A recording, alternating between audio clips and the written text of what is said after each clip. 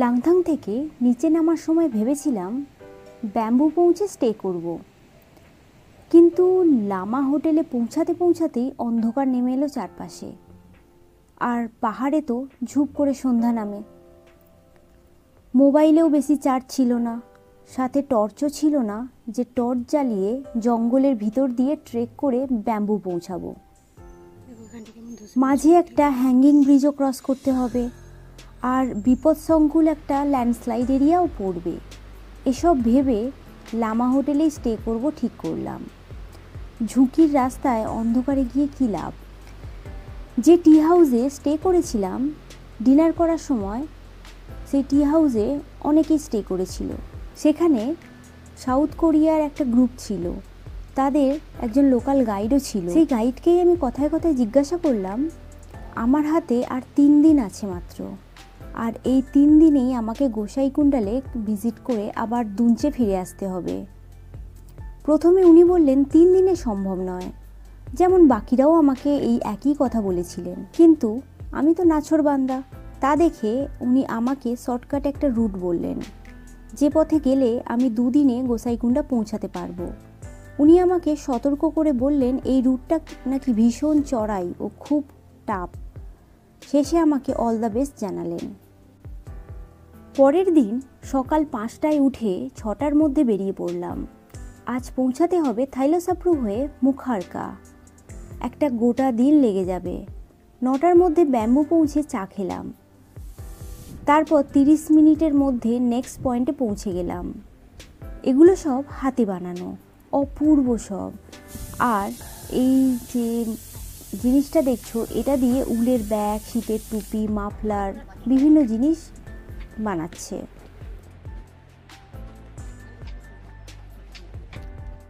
এই বেতের তৈরি বাক্সটার মধ্যে 2টো মুরগি আছে।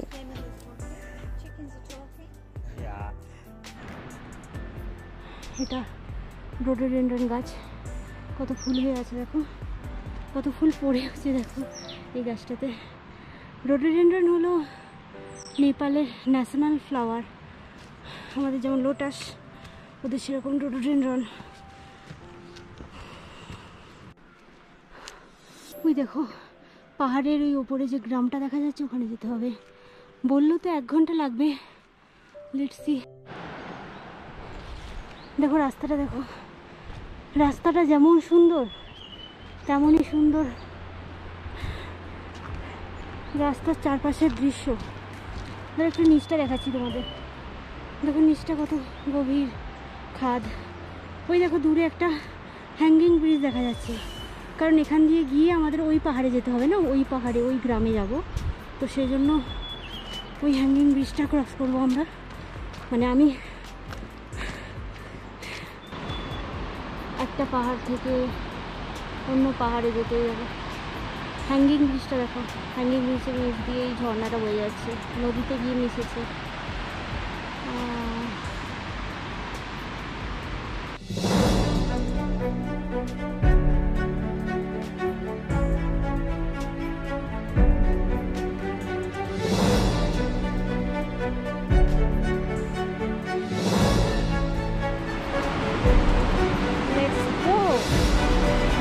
হ্যাঙ্গিং ব্রিজটা কেমন ঘুরছে দেখো,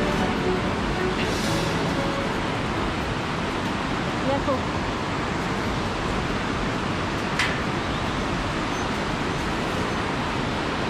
ওই দূরে কোথাও থেকে একটা ঝর্ণার জলটা আসছে, এইভাবে ক্রস করছে, ক্রস করে নিচ দিয়ে চলে যাচ্ছে। দাঁড়িয়ে আছি। এখানে ডাইরেকশন দেওয়া আছে, এই হ্যাঙ্গিং ব্রিজের নিচ দিয়ে যেতে হবে। নেপালিদের সহজ সরল গ্রাম্য জীবন। একতলা বাড়ি, বাড়ির সামনে বিশাল বড় একটা উঠোন যেখানে মুরগি চড়ে বেড়াচ্ছে। পাশে পাহাড়ের ধাপ কেটে চাষ করছে ভুট্টা, গম, সবজি। এরকম জায়গায় থাকতে খুব লোভ লাগে। মূলত পশুপালন হলো আরও একটি অন্যতম পেশা এই নেপালিদের। এখন পরে এসে দেখলাম এটা চাষ করেছে, দেখো ওই যে ওদিকে ধান চাষ করেছে, সর্ষে।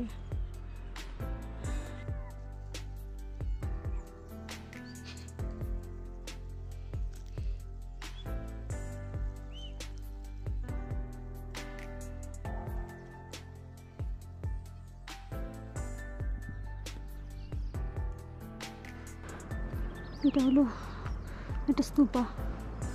দেখো কোথা থেকে এলাম, ওই দেখো দূরে দেখা যাচ্ছে পায়রো, ওইখান থেকে উঠে এলাম। এই দেখো টিনের সেটটা দেখা যাচ্ছে হোয়াইট, ওখানে বসে আপেল খেলাম। আবার ওই পাহাড়টা থেকে গিয়ে হ্যাঙ্গিং ব্রিজ ক্রস করে এই পাহাড়ে এলাম। এই পাহাড়টা থেকে গিয়ে দেখো নিচে একটা রেড সেট দেখা যাচ্ছে। এখান থেকে এসে পুরো গ্রামের ভিতর দিয়ে এসে এখানে পৌঁছলাম। এদিকে রাইট সাইডটা হচ্ছে সিংগুম্পা যাচ্ছে, আর লেফট সাইডটা চলে যাচ্ছে মুলখারুয়া। থাইলোসাপ্রু ক্রস করে ওপরে উঠতে লাগলাম। ওয়েদার খুব খারাপ হয়ে গেল, মেঘে চারপাশের ভিউ ঢেকে গেছে। মেঘ না ঢাকা থাকলে ভিউটা এতটা সুন্দর হতো। এটা ফেরার সময় ভিডিও করেছিলাম। চারপাশে কেউ নেই, আমি একা হাঁটছি। জায়গাটা দেখো পুরো কুয়াশায় ভর্তি হয়ে ঢেকে গেছে, তবু এখনো আমাকে জানি না কতখানি হাঁটতে হবে। এই সকাল 6টা থেকে হাঁটছি, আর পারছি না, কিন্তু পারতেই হবে।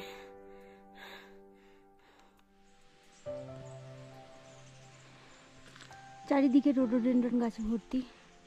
কেমন রাস্তা দেখো, কোথাও কোথাও রাস্তা বন্ধ আছে বাঁশের গেট দিয়ে। এটাকে ক্রস করতে হবে। সেই গেট খুলে ক্রস করে আবার আমাকে গেট লাগিয়ে দিতে হবে।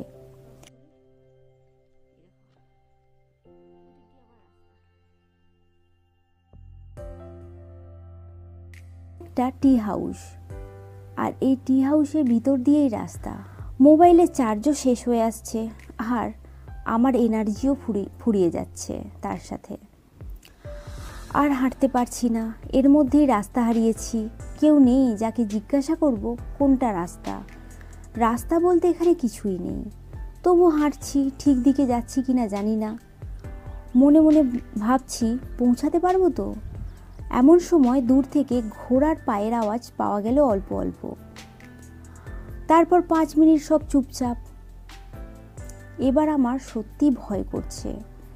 তারপর পিছন থেকে একটা গলার আওয়াজ ভেসে এলো, পিঙ্গা পিঙ্গা স্টপ।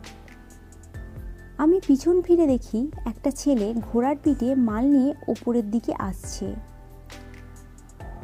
তাকে জিজ্ঞাসা করায় সে বলল ঠিক রাস্তাতেই হাঁটছি, কিন্তু এখনো 1.5 ঘন্টা মতো লাগবে, আমি যে স্পিডে হাঁটছি। ও হলো পোর্টার, নিচের গ্রাম থেকে প্রয়োজনীয় জিনিস নিয়ে উপরে টি হাউসে যাচ্ছে। আর পিঙ্গা হলো ওর ঘোড়ার নাম।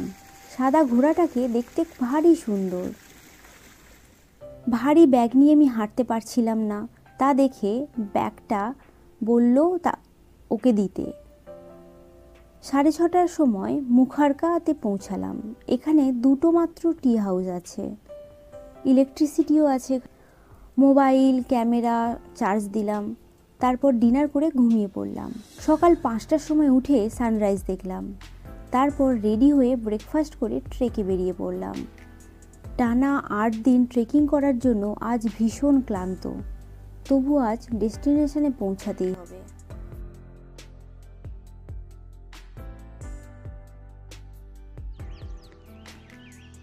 তো আমি এখন মুলখাগড়া ছেড়ে আগে যাচ্ছি গোসাইকুন্ডা।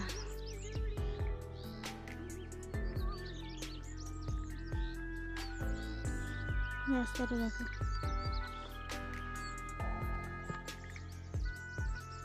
এখন কত উপরে। এখানে অ্যারো চিহ্ন দেওয়া আছে, দেখো অ্যারো দেওয়া আছে। জায়গাটা দেখো কি সুন্দর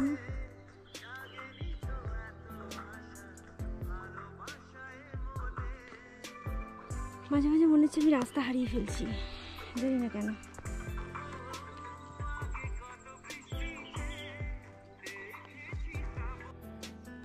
দেখো এতক্ষণ রাস্তাটা এরকম ছিল, কোনো গাছ ছিল না। এখন রাস্তাটা আবার জঙ্গলের মধ্যে দিয়ে যাবে। দেখো রাস্তাটা দেখো এরকম, আর দুধারে রোডোডেনড্রন গাছে ভর্তি।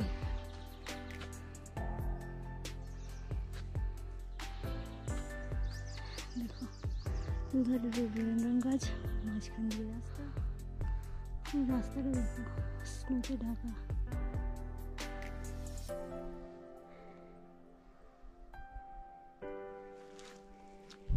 দেখো ওইদিকে যে রাস্তাটা যাচ্ছে ওটা চন্দনবাড়ির দিকে নিচে চলে যাচ্ছে। এটা হচ্ছে Chaulpatti checkpost. Welcome to Langthang national park.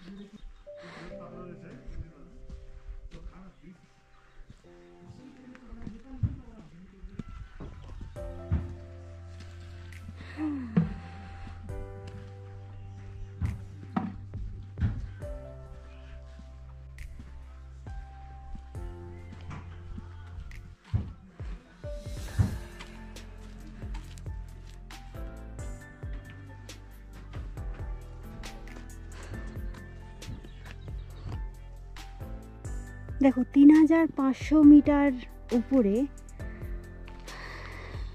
খুবই ঠান্ডা এখানটা। আর দেখো পুরোটাই বরফে ঢেকে আছে, দিকটা দেখো বরফে ঢেকে আছে। রাস্তার চারপাশটা পুরো বরফে ঢাকা। এখানেও হয়তো রাস্তাটাও হয়তো সকালে একদম আর্লি মর্নিংয়ে পুরোটাই বরফে ঢাকা ছিল, কিন্তু রোদ্দুর ওঠার কারণে বরফ গলে যাচ্ছে আস্তে আস্তে। আরও উপরে হয়তো পুরোটাই বরফ পাবো।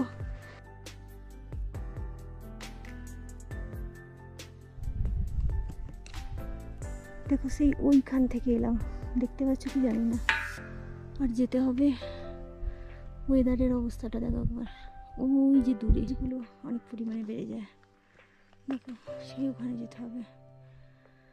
এখনো আধা ঘন্টার বেশি লেগে যাবে ওইখানে পৌঁছতে। দেখতে পাওয়া যাচ্ছে কাছে, বাট অনেকটাই দূরে। পাহাড়ের রাস্তা তো ঘুরে ঘুরে।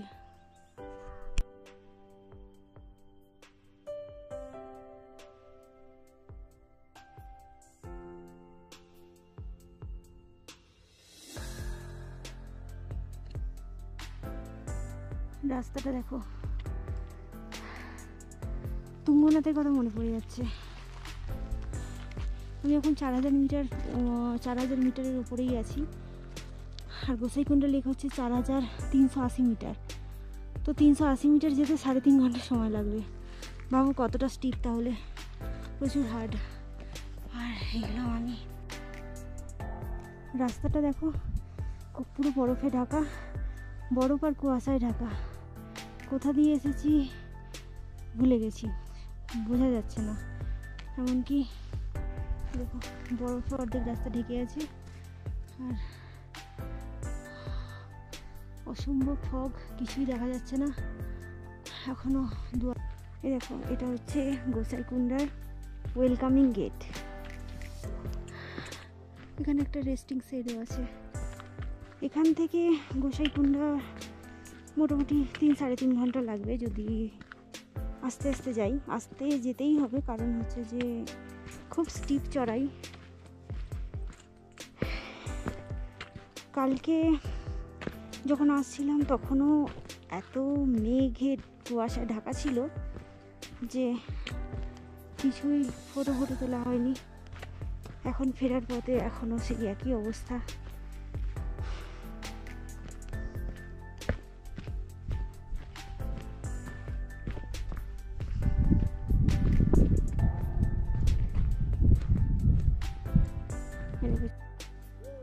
দেখো এটা হলো গোসাইকুণ্ডা লেক, রিফ্লেকশনটা দেখো।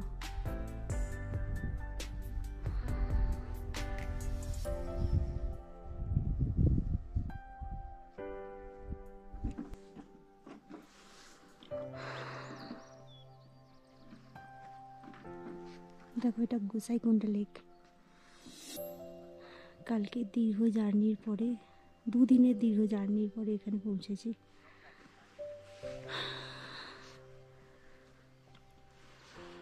চারপাশটা দেখো। ওদিকেও একটা ফ্রোজেন লেক আছে না, ওদিকে সেটা যাবো।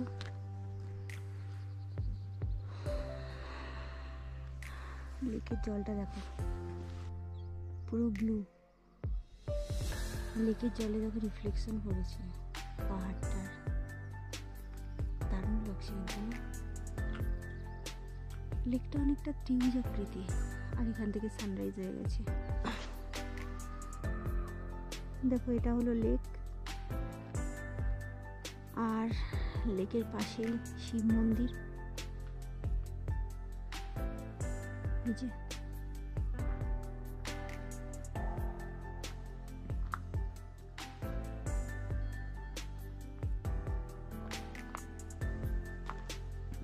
এখানে বজরংবলীর একটা মূর্তি আছে, আর এখান দিয়ে নিচে একটা সিঁড়ি করা আছে। এই সিঁড়িটা দিয়ে গেলে দেখো লেখা আছে, এই সিঁড়িটা দিয়ে গিয়ে পাহাড়টা ক্রস করলে ওইদিকে আছে সূর্যকুণ্ডা, এটার নাম গোসাইকুণ্ডা। ওই যে রাস্তাটা গেছে ওখান দিয়ে। ওয়াও, দেখো ফ্রোজেন লেকটা দেখো,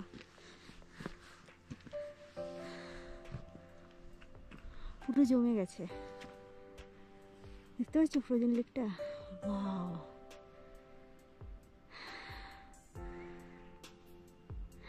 দূরে দেখো কুয়াশাগুলো এখনো ঢেকে আছে।